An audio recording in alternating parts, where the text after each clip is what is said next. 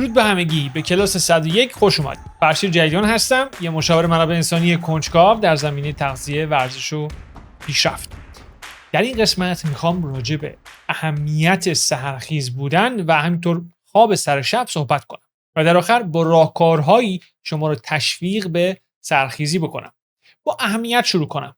اهمیت خواب رو همه میدونیم. کمبود خواب نه فقط تعداد ساعتش، بلکه همینطور کمبود خواب با کیفیت، میشه گفت خواب عمیق، با سرطان، بیماری‌های قلبی، دیابت، چاقی و حتی آلزایمر ارتباط داره. اصلا یه مثلث داریم که سلامت ما رو مشخص میکنه: تغذیه، ورزش و خواب. خواب از همشون هم مهمتره، چرا که در این فرایند هست که ما آماده میشیم برای ورزش روز بعد. برای مثال وقتی میگم خواب با کیفیت یعنی خواب سر شب. حتی اگر 8 ساعت خواب داشته باشید و اما دیر بخوابید، 12 شب مثلا یا دیرتر، خواب با کیفیتی نخواهید داشت و ثابت شده که خواب دیر وقت عموماً باعث مصرف بیشتر کالری میشه و در آخر باعث اضافه وزن. نه تنها این، بلکه متابولیسم که کلاً ترکیبی از چندین هورمون هست رو خراب میکنه، کند میشه به اصطلاح. به عبارتی به این راحتی نمیتونید وزن کم بکنید. راجع به متابولیسم بعداً برید قسمت 28 رو ببینید، لینکش رو میذارم.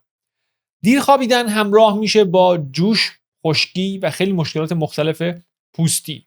چرا؟ خب با دیر خوابیدن بدن اون زمان طلایی سر شب رو که برای کم کردن التهاب بدن هست از دست میده. التهابی که در کوتاه مدت اثرش رو روی پوست نشون میده و در بلند مدت باعث انواع و اقسام بیماری‌های مختلف میشه، مثل کبد چرب، سرطان و غیره که قبلا گفتم. دیر خوابیدن میتونه روی سلامت روان هم تأثیر بذاره. استرس مزمن، اضطراب و افسردگی احتمال همگی با دیر خوابیدن بیشتر و بیشتر میشه. دیر خوابیدن میتونه حتی تمرکز یا توانایی شما رو در حل مشکلات و همینطور یادگیری کم و کمتر بکنه. اگر به اندازه کافی از دیر خوابیدن نترسیدید، اینم اضافه بکنم که خواب دیر وقت سیستم ایمنی بدن رو هم ضعیف میکنه. در آخر مدام یا آلرژی دارید یا مدام مریض میشید. همه این موارد و مشکلات برای زمانی هست که 8 ساعت بخوابید اما دیر بخوابید و علتش هم خیلی ساده است. دیر خوابیدن چیز نرمالی برای ما آدمیزاد نیست. معادل شنا کردن برخلاف جریان آب هست. جریان آب هم اینجا چیزی هست به اسم circadian rhythm یا ریتم شبانه روزی بدن ما. باید بدونید که لامپ و روشنایی شاید 100 سال باشه که وارد خونه عموم مردم شده، قطعاً خیلی مناطق کمتر. پس برای میلیون ها سال انسان روشنایی خاصی جز آتیش یا شمع نداشته. این یعنی وقتی تاریک شد کار خاصی نمیتونسته بکنه دیگه، الا اینکه بره تو لونش، یه وقت حیوان درنده یه چیزی بهش آسیب نزنه.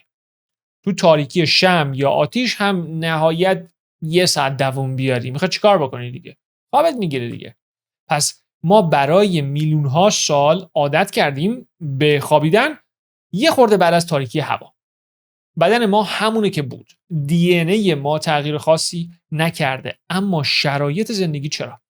شاید شما حس کنید آدم شب هستید تا 2 شب هم راحت باشید، اما شک نکنید پس ذهن همه ما همون آدم غارنشین هست که داره اذیت میشه.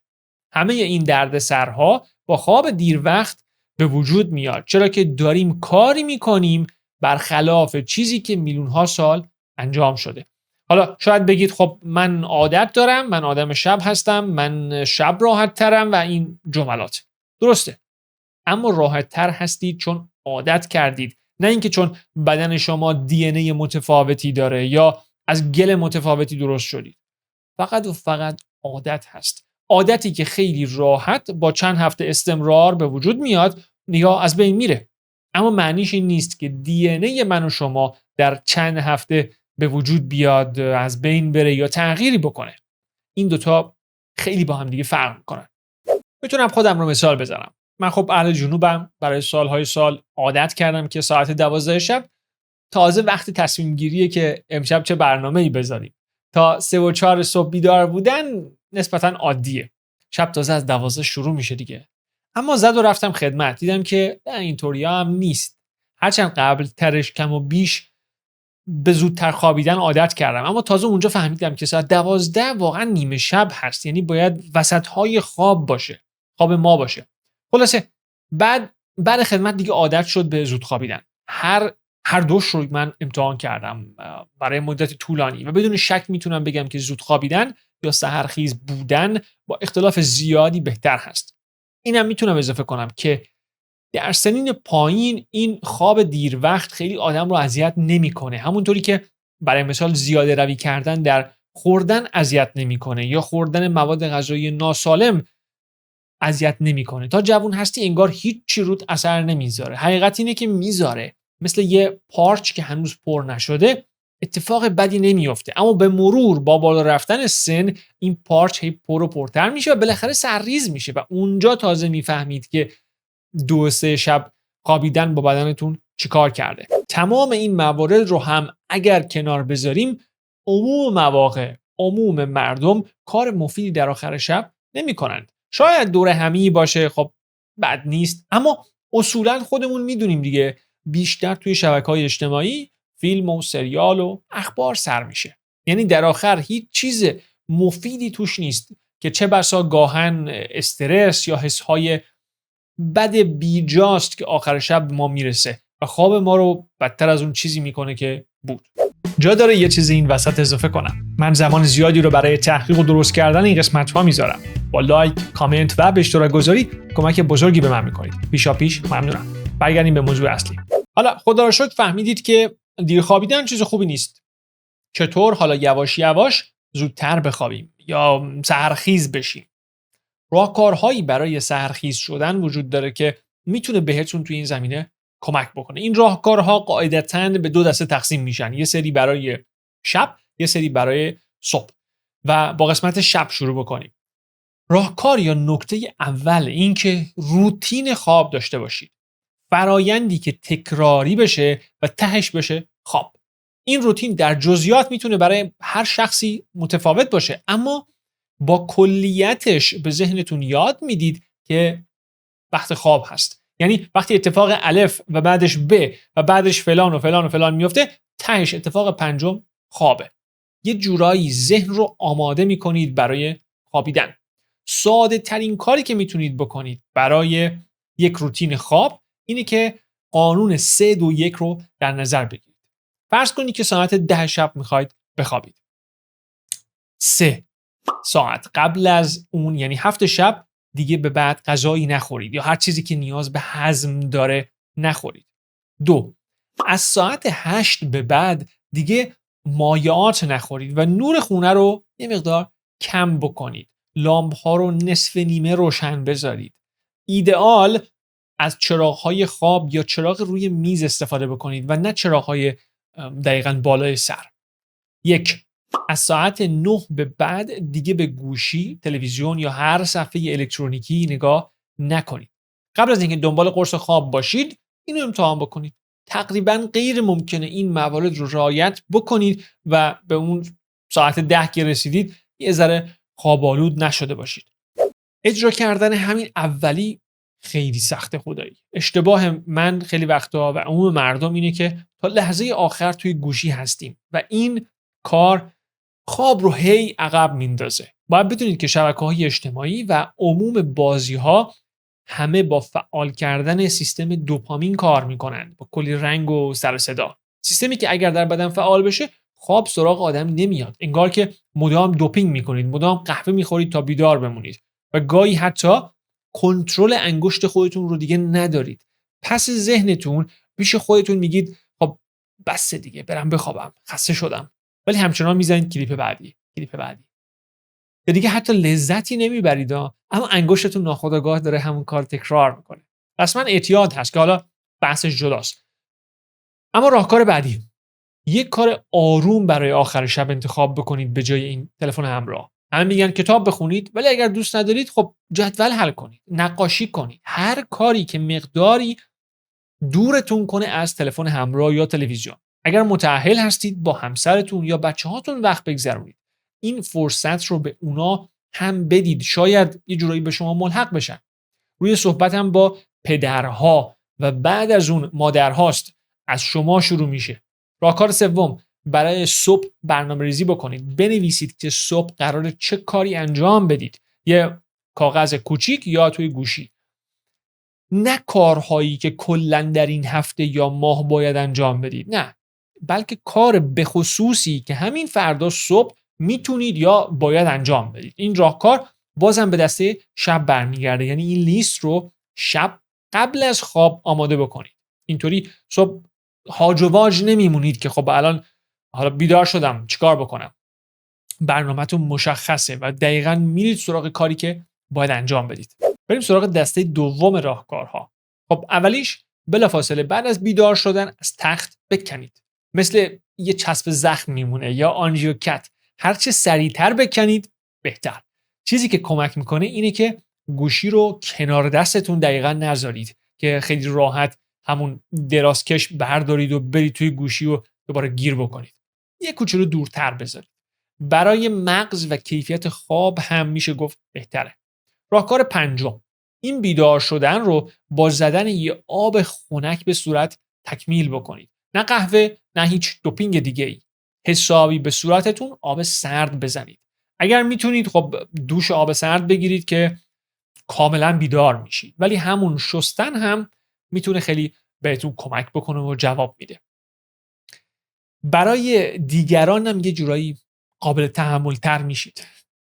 راهکار ششم، سرتون درد میکنه، خب آب بخورید. وقتی یه 8 ساعتی میخوابیم بدن به شدت تشنه میشه. پس اولین چیزی که میل میکنید باید یه حجم زیادی آب باشه که اگر قرار نیست تا چند ساعت بعدش صبحونه بخورید، به حالتی فست بگیرید، یه مقدار کوچیک هم نمک بهش بزنید.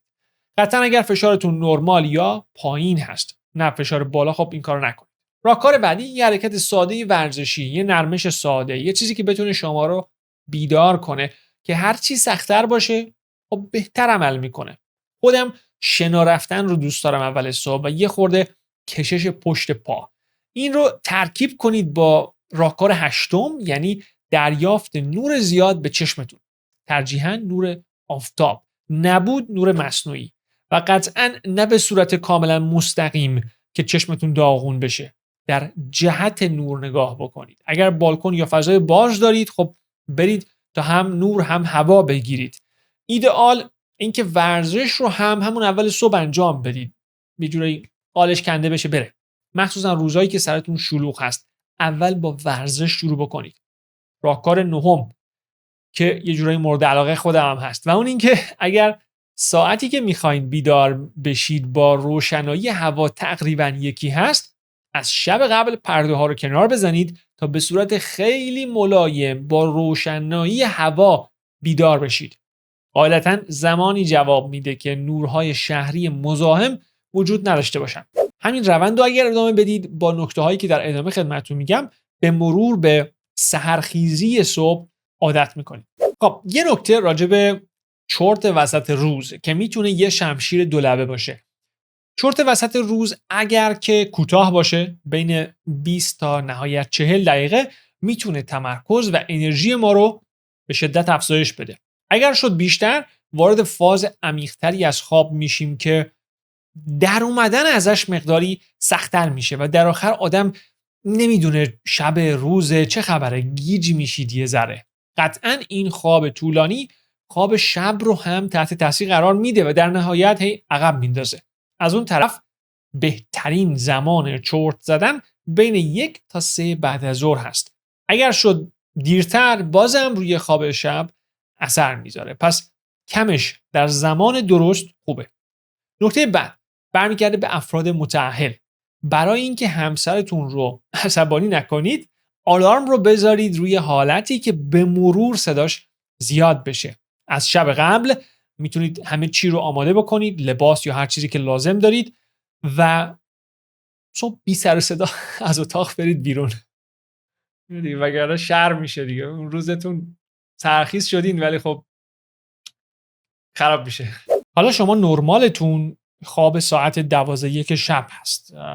هر چقدر هم خب من بیام از زود خوابیدن تعریف کنم، امشب که نمیتونید یه دفعه ساعت 10 بخوابید. قدم‌های کوچکتری باید برداشت. برای اینکه چرخه خوابتون به هم نریزه بهتره که هر شب فقط و فقط 1/4 ساعت خواب رو جلو بکشید. میتونید چند شب پشت هم این کار رو انجام بدید، بعد یه مکس بکنید تا ساعت جدیدی که بهش رسیدید عادت بشه. مثلا بعد از 4 شب 1 ساعت زودتر میخوابید. بعد یه هفته بیاین روی این ساعت جدید و اون برنامه ریزی 3-2-1 رو انجام بدید و همینطوری پیش برید تا به جایی که میخواین برسید. خیلی هم به صبح بیدار شدن فکر نکنید. شب رو درست بکنید، صبح هم بعد از مدتی درست میشه. دقیقاً مثل داستان فستینگ که گفتم کاری به ساعت خوردن صبح نداشته باشید. اول برید سراغ ساعت خوردن شب و اون رو هی بکشید جلوتر و جلوتر. بعد از مدتی 3-4 هفته میبینید که ناخودآگاه صبح‌ها دیگه خیلی گرسنه‌تون نیست. ولع خوردن ندارید. برای خواب هم ناخودآگاه زودتر و راحتتر بیدار میشید. وقتی یه مدت گذشت، اگر که هیچ وقت ساعت بیدار شدن تنظیم نکرده بودین، تازه اینجا بیاین از ساعت خوابتون 7 یا 8 ساعت خواب اختصاص داده و ساعت بیدار شدن رو تعیین بکنید.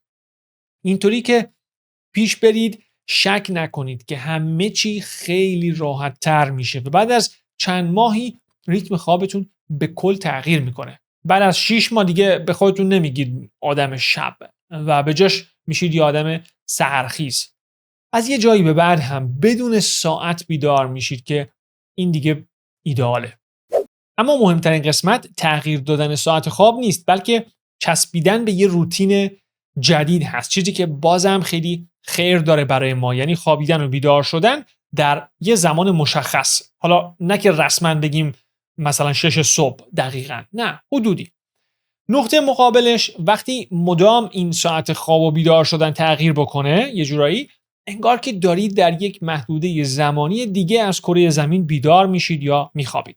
پس تمام عوارض و مشکلات جت لگ رو خواهید داشت. جت لگ چیه؟ خب جت لگ یا پرواز زدگی نوعی اختلال در ساعت بدن هست. در سفرهای طولانی به وجود میاد که موقعیت جغرافیایی شما با سرعت زیادی تغییر میکنه و بدن شما با شرایط جدید سازگار نیست. یه جورایی رسما بدن گرین پاچ میکنه، نمیدونه که کی وقت خواب هست، کی وقت بیدار شدن.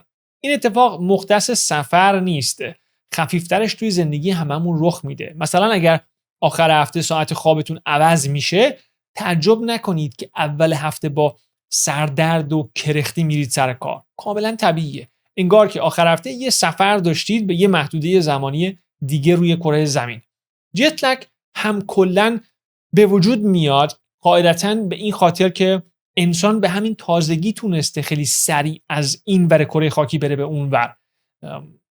طبیعتاً زمان بدن طول میکشه تا عادت بکنه به تغییر ساعت شبانه روز. این مسئله، یعنی داشتن ساعت مشخص برای خوابیدن و بیدار شدن، اینقدر مهمه که میتونه به درمان انواع و اقسام افسردگی ها کمک بکنه و همینطور خلق و خوی متغیر. اونایی که ثبات اخلاقی ندارند، این یه عادت ساده میتونه حال خیلی ها رو بدون دارو بهتر بکنه. متاسفانه عموم مردم بی‌نظم میخوابن، بعد تلاش میکنن حال بد، بدخلقی یا کم انرژی بودن خودشون رو با مصرف قهوه زیاد، شیرینی، کربوهیدرات ناسالم یه جورایی جبران بکنن، دوپینگ میکنن. نه تنها درست نمیشه، خب اضافه وزن و مشکلات هورمونی دیگه هم پشت به وجود میاد. به همین سادگی خوابتون رو درست بکنید، ببینید چقدر از مشکلات مختلفتون کم و کمتر میشه، چقدر خوش اخلاق میشید، چقدر کم خوردن یا نخوردن یا نگفتن براتون راحت تر میشه. نه یک شبه، ولی بهتون قول میدم که میشه. امتحان کنید، نه تنها هزینه‌ای نداره، خیلی از خرج‌های آخر شبتون هم کم میشه. خلاصه کنم، زود خوابیدن رو جدی بگیرید. نمیگم چه ساعتی دقیقاً، خودتون باید پیدا بکنید. اون ساعتی از شب که دیگه هیچ کار مفیدی نمی کنید، میشه گفت وقت خواب هست. بین 8 ساعت تا 6 ساعت خواب کافیه. نوجوان‌ها هم زودتر هم بیشتر میتونن بخوابند. اگر استرس دارید، مشکلات مختلف هورمونی دارید، افسردگی، این زود خوابیدن خیلی میتونه بهتون کمک بکنه. میشه گفت زندگیتون رو یه مقدار سر و سامون میده. اون پروتکل 321 رو اجرا بکنید. آخر شب با خانواده بیشتر وقت بگذرونید تا تلفن همراه و اخبار. صبح آب سرد بزنید به صورتتون، آب ولرم بزنید به بدن، یعنی بخورید. پیاده روی، تمرین تنفس، مدیتیشن یا شکرگزاری به هر شکلش، حالا فازتون هرچی هست اون رو هم بیارید. والا همه سودش مال خودتونه. اگر اهل دعا هستید خب من رو هم دعا بکنید، شاید واقعا آخرتی بود، ضرر نداره آدم دست پر بره. اگر اهل دعا نیستید خب لایک که میتونید بکنید، اون لایک رو بزن. اگر خوشتون اومد به اشتراک هم بذارید که کمک بزرگی به تولید این محتوا هست. اگر سابسکرایب نکردید که خیلی قسمت ها هست میتونید ببینید، این دکمه سابسکرایب بالا رو بزنید و این قسمت ها رو هم ببینید.